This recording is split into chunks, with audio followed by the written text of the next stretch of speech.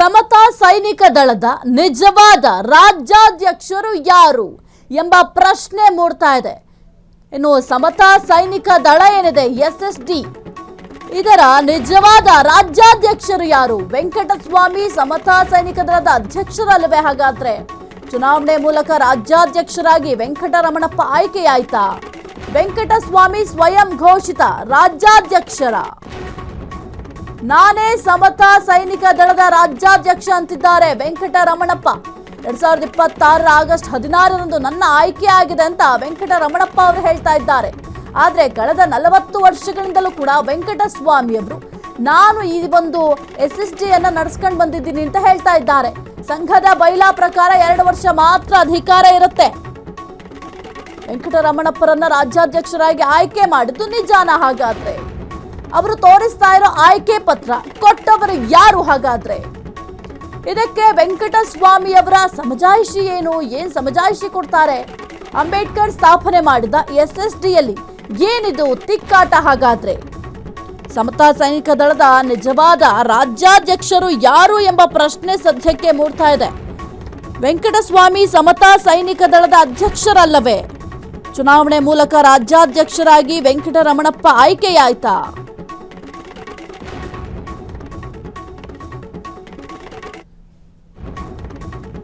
ನಾನೇ ಸಮತಾ ಸೈನಿಕ ದಳದ ರಾಜ್ಯಾಧ್ಯಕ್ಷ ಅಂತಿದ್ದಾರೆ ವೆಂಕಟರಮಣಪ್ಪ. 2026 ಆಗಸ್ಟ್ 16ರಂದು ನನ್ನ ಆಯ್ಕೆ ಆಗಿದೆ ಅಂತ ಕೂಡ ವೆಂಕಟರಮಣಪ್ಪ ಅವರು ಹೇಳ್ತಾ ಇದ್ದಾರೆ. ಒಟ್ನಲ್ಲಿ ಈಗ ಬಹಳ ಒಂದು ತಿಕ್ಕಾಟ ನಡೀತಾ ಇದೆ ಈ ಒಂದು SSDಯಲ್ಲಿ. ಮುಖ್ಯವಾಗಿ ವೆಂಕಟಸ್ವಾಮಿ ವರ್ಸಸ್ ವೆಂಕಟರಮಣಪ್ಪ ಅಂತ ಹೇಳಲಿಕ್ಕೆ ಈಗ ಬರುತ್ತೆ. ಯಾಕೆಂತಂದ್ರೆ ಈ ಒಂದು ವಿವಾದ ನಿನ್ನೆ ಮೊನ್ನೆ ವಿವಾದ ಅಲ್ಲ, ದಶಕಗಳಿಂದಲೂ ಕೂಡ ಈಗ ವೆಂಕಟಸ್ವಾಮಿ ಅವರು ಸಮತಾ ಸೈನಿಕ ದಳದಲ್ಲಿ ಗುರುತಿಸಲ್ಪಟ್ಟಿದ್ದಾರೆ. ಜೊತೆಗೆ ರಾಜ್ಯಾಧ್ಯಕ್ಷರಾಗಿಯೂ ಕೂಡ ಕಾರ್ಯನಿರ್ವಹಿಸ್ತಾ ಇದ್ದಾರೆ. ಆದರೆ ಇತ್ತೀಚಿನ ದಿನಗಳಲ್ಲಿ ವೆಂಕಟರಮಣಪ್ಪ ಅವರು ನಾನು ಅಧಿಕೃತವಾಗಿ ಆಯ್ಕೆಯಾಗಿದ್ದೀನಿ, ನಾನೇ ರಾಜ್ಯಾಧ್ಯಕ್ಷ ಅಂತ ಪ್ರತಿಪಾದಿಸ್ತಾ ಇದ್ದಾರೆ. ಈ ಒಂದು ತಿಕ್ಕಾಟಕ್ಕೆ ಅವರೇ ಈಗ ನಾಂದಿಯನ್ನ ಹಾಡಿರುವಂಥದ್ದು. ಇನ್ನು ವೆಂಕಟರಮಣಪ್ಪ ಅವರನ್ನ ಆಯ್ಕೆ ಮಾಡಲಾಗಿದೆ, ನನಗೆ ನೋಡಿ ನನ್ನ ಹತ್ರ ಒಂದು ಕಾಪಿ ಕೂಡ ಇದೆ, ನನ್ನನ್ನು ಆಯ್ಕೆ ಮಾಡಿದ್ದಾರೆ, ಎಲ್ಲರೂ ಕೂಡ ಒಮ್ಮತದಲ್ಲಿ ಈ ಒಂದು ನಿರ್ಧಾರವನ್ನ ಮಾಡಿಕೊಂಡಿದ್ದಾರೆ ಅಂತ ಒಂದು ಲೆಟರ್ ಕೂಡ ಅವ್ರು ತೋರಿಸ್ತಾರೆ. ಅದನ್ನು ಕೂಡ ನೀವು ಗಮನಿಸಬಹುದು. ಇನ್ನು ಮತ್ತೊಂದು ಕಡೆ ವೆಂಕಟಸ್ವಾಮಿ ಅವರ ವಾದ ಏನು ಅಂತಂದ್ರೆ, ವೆಂಕಟಸ್ವಾಮಿ ಅವರು ಹೇಳುವ ಪ್ರಕಾರ ಇದು ಒಂದು ಅಕ್ರಮವಾಗಿ ಈ ರೀತಿಯಾಗಿ ಒಂದು ಪತ್ರ ರೆಡಿ ಮಾಡ್ಕೊಂಡಿದ್ದಾರೆ, ಅವ್ರು ಮಾಡ್ತಾ ಇರೋದು ಅಕ್ರಮ ಅನ್ನೋ ಆರೋಪ ಮಾಡಿದ್ದಾರೆ. ಜೊತೆಗೆ ಸಂಘಟನೆಯ ಬೈಲಾ ಪ್ರಕಾರ ಸರಿಯಾದ ಪ್ರಕ್ರಿಯೆ ನಡೆದಿಲ್ಲ ಅಂತ ಕೂಡ ಆರೋಪ ಮಾಡಿದ್ದಾರೆ. ಒಂದು ಬೈಲಾ ಅಂತಂದ್ರೆ ಯಾವುದೇ ಸಂಘಟನೆ ಆಗಿರಬಹುದು, ಅಧಿಕಾರದ ಅವಧಿ ಅದರ ಒಂದು ಬೈಲಾ ಮೇಲೆ ನಿರ್ಧಾರ ಆಗುತ್ತೆ. ಮುಖ್ಯವಾಗಿ ಈಗ ಅಂಬೇಡ್ಕರ್ ಸ್ಥಾಪಿತ ಸಂಘಟನೆಗಳಲ್ಲಿ ಪದಾಧಿಕಾರಿಗಳ ಅವಧಿ 2 ರಿಂದ 3 ವರ್ಷ ಇರುತ್ತೆ. ಅದು ಇಲ್ಲಿ ಅಪ್ಲೈ ಆಗ್ತಾ ಇಲ್ಲ. ಆ ನಂತರ ಮರು ಚುನಾವಣೆ ನಡೆಸಬೇಕು. ಆದರೆ ಎಲ್ಲಿ ಮರು ಚುನಾವಣೆ ಎಲ್ಲಿ ನಡೆಸಿದ್ದಾರೆ? 2-3 ವರ್ಷ ಅಂತಂದ್ರೆ ಅದಾದ ನಂತರ ಚುನಾವಣೆ ನಡೀಲೇಬೇಕಲ್ಲ. ಈ ಒಂದು ಬೈಲಾ ಏನಿದೆ ಅದನ್ನ ಒಂದು ಬ್ರೇಕ್ ಮಾಡಿದ್ದಾರೆ ಅಂತ ಕೂಡ ಆರೋಪವನ್ನ ಮಾಡ್ತಾ ಇದ್ದಾರೆ. ಜೊತೆಗೆ ವೆಂಕಟರಮಣಪ್ಪ ಅವರ ಬೆಂಬಲಿಗರು ಕೂಡ ಬಹಳ ವಾದ ಮಾಡ್ತಾ ಇದ್ರು. ವೆಂಕಟಸ್ವಾಮಿ ಅವರು ದಶಕಗಳಿಂದ ಅಧಿಕಾರವನ್ನು ಹಿಡಿದಿಟ್ಕೊಂಡಿದ್ದಾರೆ, ಹೊಸಬರಿಗೆ ಅವಕಾಶ ನೀಡ್ತಾ ಇಲ್ಲ ಅಂತ ಕೂಡ ಕೆಲವೊಂದಿಷ್ಟು ಆರೋಪಗಳನ್ನು ಕೂಡ ವೆಂಕಟರಮಣಪ್ಪ ಅವರ ಬೆಂಬಲಿಗರು ಮಾಡ್ತಾ ಇದ್ರು. ಒಟ್ಟಿನಲ್ಲಿ ಈಗ ಈ ಒಂದು ಅಂಬೇಡ್ಕರ್ ಸ್ಥಾಪಿತ ಸಂಘಟನೆ ಈಗ ಬಹಳ ಒಂದು ಹೆಸರು ಗಳಿಸ್ತಾ ಇದೆ. ಯಾವ ವಿಚಾರಕ್ಕೆ ಅಂತಂದ್ರೆ ಈ ರೀತಿಯ ವಿವಾದವನ್ನ ಸೃಷ್ಟಿ ಮಾಡ್ಕೊಂಡಿರೋದು, ಬಹಳ ತಿಕ್ಕಾಟ ಆಗ್ತಾ ಇರುವಂತಹ ವಿಚಾರಕ್ಕೆ. ಒಟ್ಟಿನಲ್ಲಿ ಈಗ ಒಂದು ಸಮತಾ ಸೈನಿಕ ದಳದ ನಿಜವಾದ ರಾಜ್ಯಾಧ್ಯಕ್ಷರು ಯಾರು?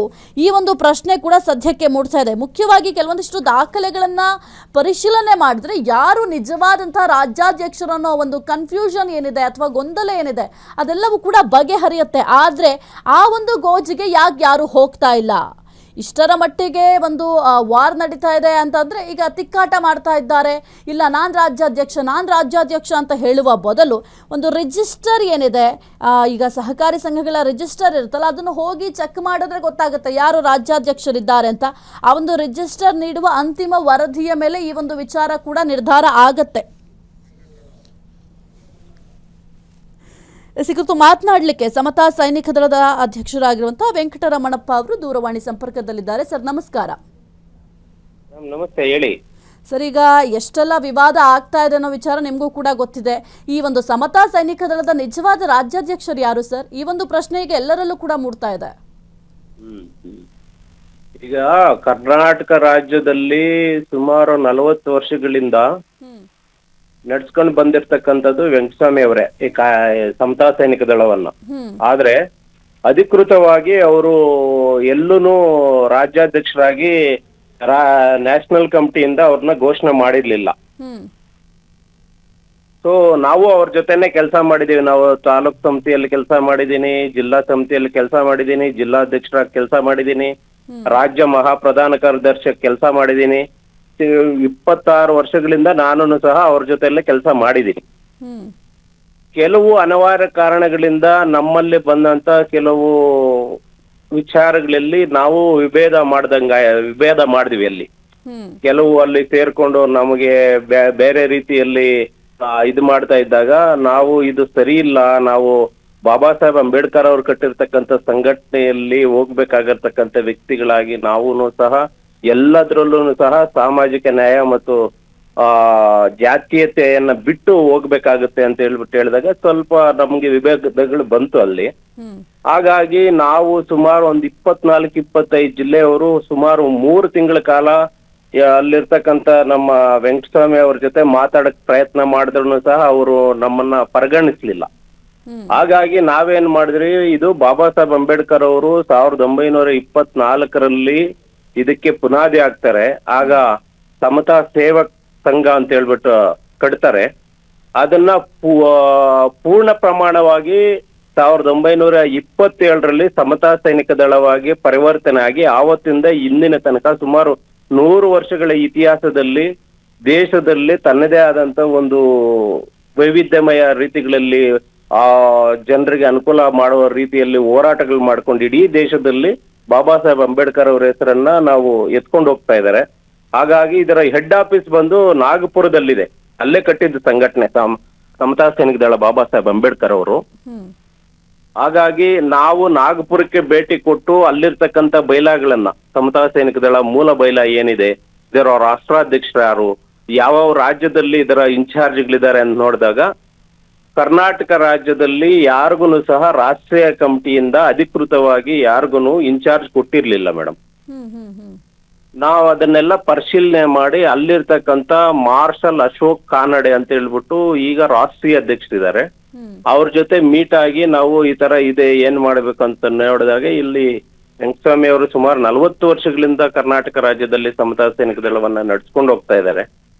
ಆದ್ರೆ ಅವ್ರ ಹೆಸರೇ ಇಲ್ಲಿ ಇಲ್ಲ ಅಂತ ಹೇಳ್ಬಿಟ್ಟು ನಾವು ಕೇಳಿದಾಗ, ಇಲ್ಲ ಅವರು ಅಧಿಕೃತ ರಾಜ್ಯಾಧ್ಯಕ್ಷರಿದ್ದಾರೆ, ನ್ಯಾಷನಲ್ ಕಮಿಟಿಯಿಂದ ಅಂದ್ರೆ ರಾಷ್ಟ್ರೀಯ ಕಮಿಟಿಯಿಂದ ಯಾವುದೇ ರೀತಿ ಆದೇಶ ಪತ್ರ ಕರ್ನಾಟಕದಲ್ಲಿ ಯಾವ ರಾಜ್ಯಾಧ್ಯಕ್ಷರಿಗೂ ಕೊಟ್ಟಿಲ್ಲ, ಅಧಿಕೃತ ಅಲ್ಲ ಅವರು ಅಂತ ಹೇಳಿದಾಗ ನಾವು ಎಲ್ಲ ಸೇರಿ ಅವ್ರ ಜೊತೆ ಮಾತಾಡಿದಾಗ ನಾವು ಆ ತರನೇ ಹಂಗೆ ಆಯ್ಕೆ ಮಾಡೋದಿಕ್ಕೆ ಆಗೋದಿಲ್ಲ, ನಾವು ಕರ್ನಾಟಕಕ್ಕೆ ಬರ್ತೀವಿ, ಕನಿಷ್ಠ ಈಗ 31 ಜಿಲ್ಲೆ ಇದೆ ಅಲ್ಲಿ ಜಿಲ್ಲೆಗಳಿರೋದು ಕರ್ನಾಟಕ ರಾಜ್ಯದಲ್ಲಿ, ನಮಗೆ ಮೋರ್ ದೆನ್ 20 ಜಿಲ್ಲೆಯವರಾದ್ರೂ ಬಂದ್ರೆ ನಾವು ಅವ್ರ ಜೊತೆ ಮಾತುಕತೆ ಮಾಡಿ ಚುನಾವಣೆ ಮೂಲಕ ಯಾರು ರಾಜ್ಯಾಧ್ಯಕ್ಷರು ಅನ್ನೋದ ತೀರ್ಮಾನ ಮಾಡ್ತೀವಿ ಅಂತ ಹೇಳ್ಬಿಟ್ಟು ಹೇಳಿದಾಗ ನಾವು ಅವ್ರಿಗೆ ಅವರೇ ಡೇಟ್ ಕೊಟ್ರು. ಮಾರ್ಚ್ 14ನೇ ತಾರೀಕು ಬೆಂಗಳೂರಿನ ಖಾಸಗಿ ಹೋಟೆಲ್ ಚೇತನ್ ಇಂಟರ್ನ್ಯಾಷನಲ್ ಅಂತ ಗಾಂಧಿನಗರದಲ್ಲೇ ಇದೆ, ಅಲ್ಲಿ ನಾವು ಒಂದು ಹೋಟೆಲ್ ಮಾಡಿ ಅದರಲ್ಲಿ ರಾಜ್ಯದ ಎಲ್ಲಾ ಜಿಲ್ಲೆಗಳಿಂದನೂ ನಾವು ಜನರನ್ನು ಕರೆಸ್ತೀವಿ. ಅಧಿಕೃತವಾಗಿ ಜಿಲ್ಲಾಧ್ಯಕ್ಷರು ಇರ್ತಾರೆ, ಜಿಲ್ಲಾ ಸಮಿತಿ ಇರುತ್ತೆ, ರಾಜ್ಯ ಸಮಿತಿಯಲ್ಲಿ ಕೆಲಸ ಮಾಡ್ತಾ ಇರ್ತಕ್ಕಂಥ ಹಿರಿಯರು ಸುಮಾರು 25 ವರ್ಷಗಳಿಂದ ಕೆಲಸ ಮಾಡ್ತಾ ಇರ್ತಕ್ಕಂಥವ್ರು ಇದ್ದಾರೆ. ಬಾಗಲಕೋಟೆ ಅವರಿದ್ದಾರೆ, ಬಿಜಾಪುರದವರಿದ್ದಾರೆ, ಬೆಳಗಾಂ ಅವರಿದ್ದಾರೆ, ಗುಲ್ಬರ್ಗದವರಿದ್ದಾರೆ, ಯಾದಗಿರಿ ಅವರಿದ್ದಾರೆ, ಬೀದರು, ಮೈಸೂರು, ಚಾಮರಾಜನಗರ, ಚಿತ್ರದುರ್ಗ, ಈ ತರ ನಾನಾ ರೀತಿಯಲ್ಲಿ ರಾಮನಗರ, ಕೋಲಾರ, ಚಿಕ್ಕಬಳ್ಳಾಪುರ ಈ ಕಡೆ ಎಲ್ಲ ಇರ್ತಕ್ಕಂಥವ್ರನ್ನೆಲ್ಲ ನಾವು ಸೀನಿಯರ್ ಲೀಡರ್ಸ್ನ ಇದರಲ್ಲಿ ಸುಮಾರು 20 ವರ್ಷಗಳಿಂದ ಕೆಲಸ ಮಾಡ್ತಾ ಇರ್ತಕ್ಕಂಥವ್ರನ್ನ ಮತ್ತು ಜಿಲ್ಲಾಧ್ಯಕ್ಷರನ್ನ ಎಲ್ಲರನ್ನು ಸೇರಿಸಿ ಅಲ್ಲಿ ಸೇರಿಸಿದಾಗ ಅವರೇ ಎಲ್ಲಾನು ಸುಮಾರು 4 ಗಂಟೆಗಳ ಕಾಲ ಅವರು ಚುನಾವಣೆ ಪ್ರಕ್ರಿಯೆ ಮಾಡಿದ್ರು ರಾಷ್ಟ್ರೀಯ ಕಮಿಟಿಯವರು. ಮಾಡಿದಾಗ ಅಲ್ಲಿ ಬಂದಂತ ಫೀಡ್ಬ್ಯಾಕ್ ಮತ್ತು ಚುನಾವಣೆ ಮೂಲಕ 24 ಜಿಲ್ಲೆಯವರು ಅಲ್ಲಿ ಪ್ರೆಸೆಂಟ್ ಇದ್ದಾಗ ಅವರೆಲ್ಲ ಫೀಡ್ಬ್ಯಾಕ್ ತಗೊಂಡು ಪ್ರತಿ ಜಿಲ್ಲೆಯಿಂದನೂ ರೆಸೊಲ್ಯೂಷನ್ ಪಾಸ್ ಮಾಡಿ ಆ ರೆಸೊಲ್ಯೂಷನ್ ಪ್ರಕಾರ ಅವರು ಕೊಟ್ಟಂತ ಮಾಹಿತಿ ಮೇರೆಗೆ ಮತ್ತು ಚುನಾವಣೆ ಮೂಲಕ ನನ್ನನ್ನ ಅಧಿಕೃತವಾಗಿ ಮಾರ್ಚ್ 14, 2026ರಂದು ನಮಗೆ ಘೋಷಣೆ ಮಾಡಿ ನಮ್ಗೆ ಅಧಿಕೃತವಾಗಿ ಒಂದು ಆದೇಶ ಪತ್ರ ಕೊಟ್ಟೋಗಿದ್ದಾರೆ ಮೇಡಮ್. ಸರ್, ಈಗ ವೆಂಕಟಸ್ವಾಮಿ ಅವ್ರು ಹೇಳೋದೇನು ಅಂತ ಅಂದ್ರೆ ಅಲ್ಲಿ ಒಂದು ಅಕ್ರಮ ನಡೆದಿದೆ, ಆ ಒಂದು ಬೈಲಾ ಪ್ರಕಾರ ಏನಿದೆ ಸರಿಯಾದಂತಹ ಪ್ರಕ್ರಿಯೆ ನಡೆದಿಲ್ಲ ಅಂತ ಕೂಡ ಆರೋಪ ಮಾಡ್ತಾ ಇದ್ದಾರೆ. ಜೊತೆಗೆ ಇದು ಮಾನ್ಯ ಅಲ್ಲ ಅಂತ ಕೂಡ ಹೇಳ್ತಿದ್ದಾರೆ. ಇದಕ್ಕೇನು ಹೇಳ್ತೀರಾ? ಮಾನ್ಯ ಅಲ್ಲ ಅನ್ನೋದಕ್ಕೆ ಡಾಕ್ಯುಮೆಂಟ್ ಬೇಕಲ್ವಾ ಮೇಡಮ್? ಈಗ ನಮ್ಮ ಹತ್ರ ದಾಖಲೆ ಇದೆ, ಬೈಲಾ ಪ್ರಕಾರ ನಾವು ಮಾಡಿದ್ದೇವೆ. ನಮ್ಗೆ ಅಧಿಕೃತವಾಗಿ ರಾಜ್ಯಾಧ್ಯಕ್ಷರು ಅಂದ್ರೆ ನಮ್ಮಲ್ಲಿ ಒಂದು ಬೈಲಾದಲ್ಲಿ ಏನ್ ಹೇಳುತ್ತೆ ಅಂದ್ರೆ, ಸಮತಾ ಸೈನಿಕ ದಳದ ಮೂಲ ಬೈಲಾದಲ್ಲಿ ಯಾವುದೇ ರಾಜ್ಯಾಧ್ಯಕ್ಷರು ಆದ್ರೂ ಸಹ ಕೇವಲ 2 ವರ್ಷಗಳಿಗೆ ಮಾತ್ರ ಅವರು ಅಧಿಕೃತ ರಾಜ್ಯಾಧ್ಯಕ್ಷರಾಗಿರ್ತಾರೆ, ಕೇವಲ 2 years ಮಾತ್ರ. ಅಂದ್ರೆ ವೆಂಕಟಸ್ವಾಮಿ ಅವರು ಸುಮಾರು 40 ವರ್ಷಗಳಿಂದಾನು ಅವರೇ ಅಧ್ಯಕ್ಷರಾಗಿದ್ದಾರೆ. ಅಂದ್ರೆ ಯಾರು ಆಗ್ತಾರೆ ಅಂದ್ರೆ ಆತರ, ಈಗ ಕೆಲವರು ನಮ್ಮ DSS ಅವರಾಗಿರ್ಬೋದು, ದಲಿತ ಸಂಘರ್ಷ ಸೇನೆ ಅಂತ, ಅಂಬೇಡ್ಕರ್ ಸೇನೆ ಅಂತ, ಅಂಬೇಡ್ಕರ್ ದಲಿತ ಸೇನೆ ಅಂತ ಅವರು ಸ್ವಯಂ ಘೋಷಿತವಾಗಿ ಕಟ್ಕೊಂತಾರೆ. ಅವರು ಎಷ್ಟು ವರ್ಷಗಳಾದ್ರೂ ಇರ್ಬೋದು ಮೇಡಮ್. ಅವ್ರಿಗೆ ಅಧಿಕೃತವಾಗಿ ಯಾವುದೇ ತರ ಇದಿರಲ್ಲ, ಅವರು ಸ್ವಯಂ ಘೋಷಿತ ರಾಜ್ಯಾಧ್ಯಕ್ಷರಾಗಿರ್ತಾರೆ, ಎಷ್ಟು ವರ್ಷಗಳಾದ್ರೂ ಇರ್ಬೋದು, ಅದಕ್ಕೆ ಯಾರು ತೊಂದರೆ ಇಲ್ಲ. ಅವರು ಬಾಬಾ ಸಾಹೇಬ್ ಅಂಬೇಡ್ಕರ್ ಅವರ ಹೆಸರಲ್ಲಿ ಕೆಲಸಗಳು ಮಾಡ್ತಾ ಇರ್ತಾರೆ. ಆದ್ರೆ ಮೂಲ ಸಮತಾ ಸೈನಿಕ ದಳದ ಅಲ್ಲಿ ಇರ್ತಕ್ಕಂಥ ಬೈಲಾ ಪ್ರಕಾರ ಯಾರೇ ಒಬ್ಬರು ರಾಜ್ಯಾಧ್ಯಕ್ಷರಾದ್ರೆ ಅವ್ರಿಗೆ 2 ವರ್ಷಗಳು ಮಾತ್ರ ಮಾನ್ಯತೆ ಇರುತ್ತೆ.